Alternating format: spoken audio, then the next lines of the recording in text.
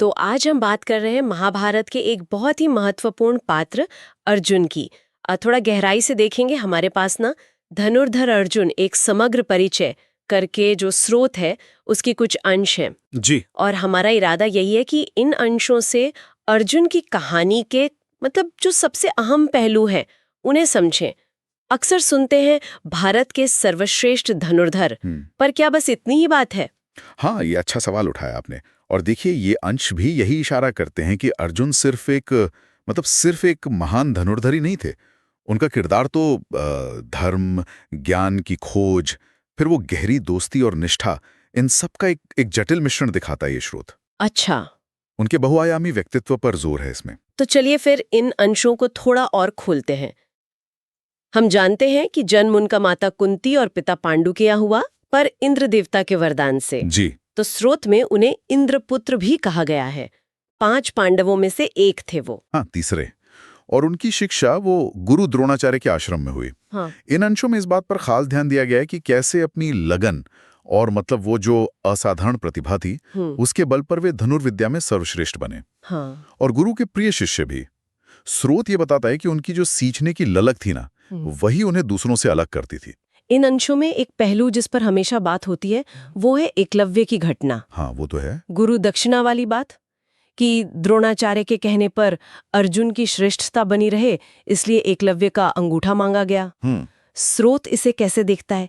ये सिर्फ गुरु भक्ति थी या कुछ और भी? देखिए, स्रोत इसे उस युग की जो जटिलताएं थीं और गुरु शिष्य परंपरा का एक, कह सकते हैं, कठिन उदाहरण मानता है। इसके कई मतलब निकाले जा सकते हैं। ये अर्जुन के गुरु के प्रति समर्पण को तो दिखाता ही है, पर साथ में वो नैतिक दुविधाएं भी सामने लाता है। खैर, उनके कौशल की बात करें तो इन अंशों में उनके अचूक निशानी का जिक्र है। फिर वो दिव्यास्त्र जैसे इंद्रास्त्र और पाशुपतास्त्र। हाँ, दिव्यास्त्रों का ज्ञान। जी, उनका ज्ञान। और हाँ, वो गांडीव धनुष अग्निदेव से मिला हुआ, उसका जिक्र तो बार बार आता है। बिल्कुल। और चक्रव्यूह भेदने की उनकी क्षमता, उसे भी स्रोत एक खास सामरिक कुशलता मानता है। सही बात है।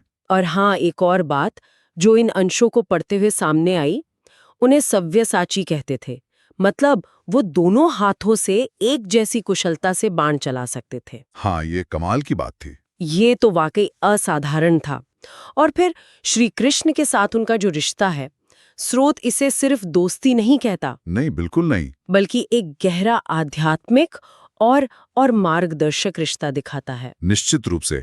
और यही रिश्ता आप देखें तो कुरुक्षेत्र के मैदान में कितना निर्णायक साबित हुआ, जब अर्जुन हिचकिचाए अपनी लोगों के खिलाफ लड़ने से। हाँ, वो मोह का क्षण। हाँ, वो मोह। तब श्री कृष्ण ने उन्हें वो उपदेश दिया जिसे आज हम भगवद गीता के नाम से जानते हैं। श्रोत इस संवाद को अर्जुन के जीवन का एक परिवर्तनकारी क्षण मानता है, जिसने उनका भ्रम मिटाया, उन्हें उनके क्षत्रिय धर्म, उनके कर्तव्य का सही अर्थ समझाया। सही में। और इस उपदेश ने, जैसा स्रोत कहता है, अर्जुन को एक शंका में डूबे योद्धा से एक स्थिर निष्काम कर्म योगी बना दिया। बिल्कुल। वो व्यक्ति जो फल की चिंता नहीं करता, बस अपना कर्म करता है। युद्ध में उनकी भूमिका तो खैर केंद्रीय थी ही। स्रोत खास तौर पर भीष्म, द्रोण, कर्ण जैसे महारथियों से उनके संघर्षों का जिक्र करता है। हाँ, वो बड़े युद्ध थे। और वो जयद्रथ वध वाली प्रतिज्ञा कितनी मशहूर है, और कैसे उन्होंने श्री कृष्ण की मदद से सूर्यास्त से पहले उसे पूरा किया। ये उनकी क्षमता और वचनबद्धता का प्रमाण माना गया है इन अंशों में। हाँ, बिल्कुल। उनके निजी जीवन की बात करें तो स्रोत उनकी पत्नियों द्रौपदी, सुभद्रा, जिनसे अभिमन्यु हुए। हाँ, वीर अभिमन्यु। जी, उलूपी और चित्रांगदा, इनका उल्लेख करता है। और कहीं ना कहीं ये भी दिखाता है कि ये रिश्ते भी उनकी जीवन यात्रा का एक अहम हिस्सा थे। और उनके कई नाम भी थे, पार्थ, धनंजय, कौन्तेय। हाँ, ये नाम भी आते हैं। पार्थ कुंती पुत्र होने के नाते, धनंजय धन जीतने वाला, कौन्तेय भी कुंती पुत्र। ये सब उनके अलग अलग पहलुओं को दिखाते हैं। सही कहा। इन अंशों में अर्जुन के कुछ गुणों पर खास जोर है। कर्म में विश्वास, फल की इच्छा के बिना कर्तव्य निभाना, यानी निष्काम भाव। और शायद सबसे अहम, संयम। हाँ, संयम। स्रोत कहता है कि गीता के ज्ञान के बाद वो लोभ, क्रोध, मोह, इन भावनाओं के आवेग से काफी हद तक मुक्त हो गए थे। जी। और उनका श्री कृष्ण के प्रति जो वो सखा भाव था, हाँ, वो दोस्ती, विश्वास और समर्पण का एक अनूठा उदाहरण है।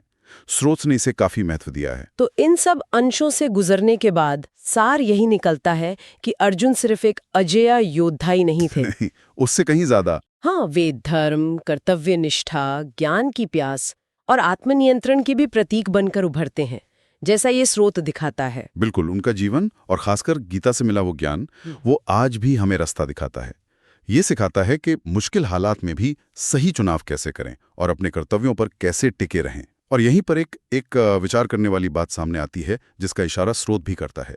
वो है अर्जुन का संयम। हाँ, उनका लोभ, क्रोध, मोह जैसी जो प्रबल भावनाएं हैं, उन पर नियंत्रण पाना।